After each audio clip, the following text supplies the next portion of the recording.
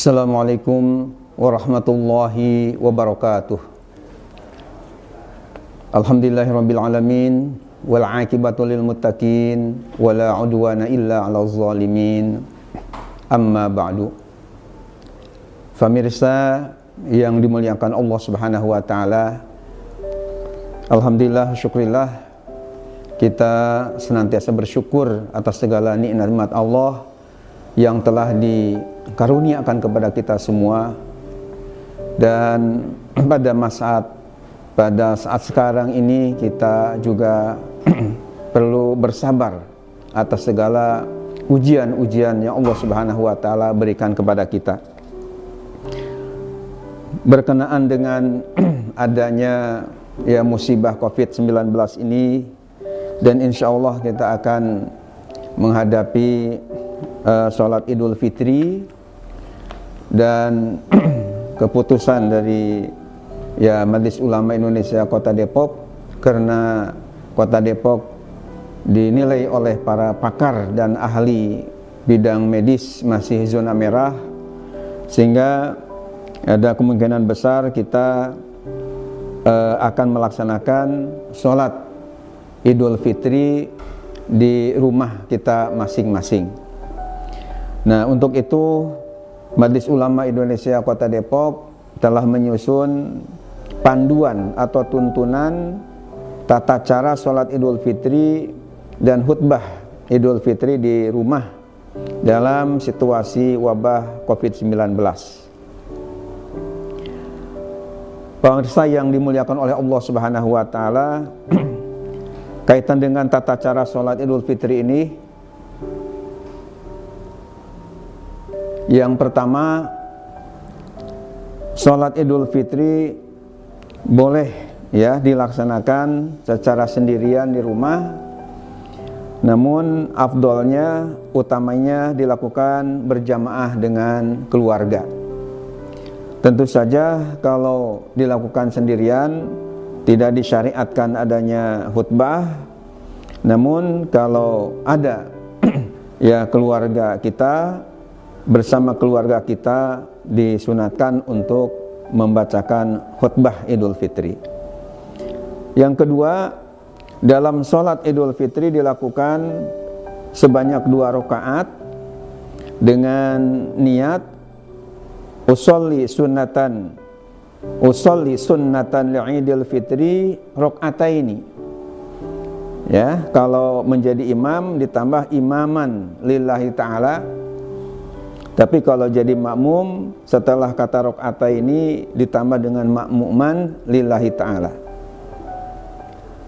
yang artinya saya niat sholat sunat Idul Fitri sebanyak 2 rakaat yang sebagai imam atau sebagai makmum karena Allah Subhanahu wa taala.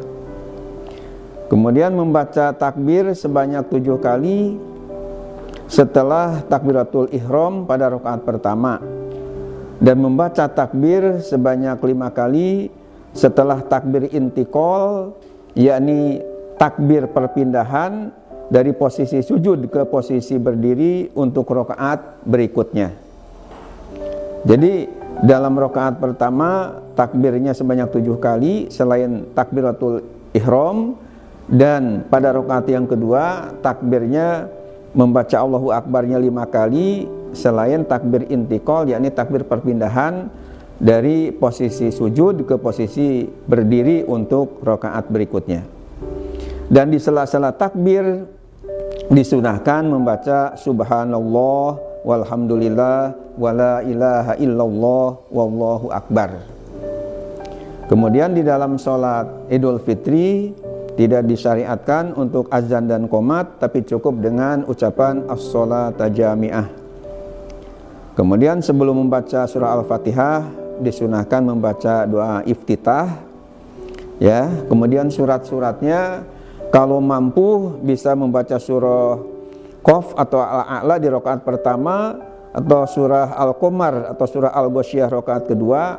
Namun kalau tidak mampu karena belum hafal, bisa surat-surat yang pendek yang Bapak Ibu hafal, apakah surah Al-Kafirun atau surah Al-Ikhlas, Qulhu, itu juga sah kalau dibacakan ketika sholat Idul Fitri. Kemudian sebagai tambahan dilanjutkan nanti dengan khutbah. Khutbahnya 2 kali, ya. Khutbah pertama disunahkan membaca takbir 9 kali secara berturut-turut. Khutbah yang kedua disunahkan membaca 7 kali takbir secara berturut-turut. Antara 2 khutbah diselangi dengan duduk sebentar. Kemudian hal-hal yang sunnah sebelum kita melakukan Idul Fitri, sarapan dulu di waktu paginya, kemudian kita mandi, membersihkan badan dan menggunakan wangi-wangian, kemudian memakai pakaian yang terbaik atau terbagus, walaupun tidak harus yang terbaru. Kemudian malamnya dipakai menghidupkan takbiran dan amal-amal soleh yang lainnya di rumah masing-masing. Itu penjelasannya berkaitan dengan tuntunan dan pedoman tata cara sholat Idul Fitri dan khutbah.